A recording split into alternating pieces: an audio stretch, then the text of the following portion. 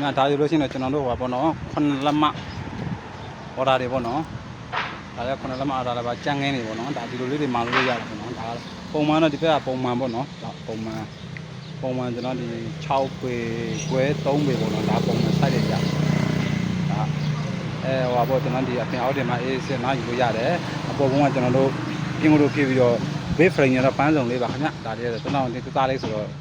ထိုင်းရတယ်လည်းအဆင်ပြေပါတယ်ဒီကောင်ဆိုလို့ရှိရင်တော့ဟောပေါ့အမြင်ကတော့9လက်မလောက်ရှိတယ်ရှက်မပြလိုက်ပါဒီဘက်နဲ့ထောင်ပြလိုက်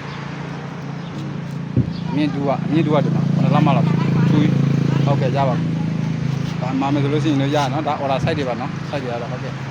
အားလုံးကြည့်လို့ပါခင်ဗျာမာဂျင်တဲ့လူတွေတစ်ခါလေးမာယူလို့ရပါတယ်လို့နော်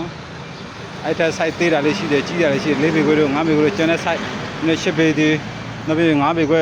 10ပေတို့6ပေ10ပေတို့အဲ့လိုလိုမာလို့ရတယ်နော်အားလုံးကျေးဇူးပါဗျ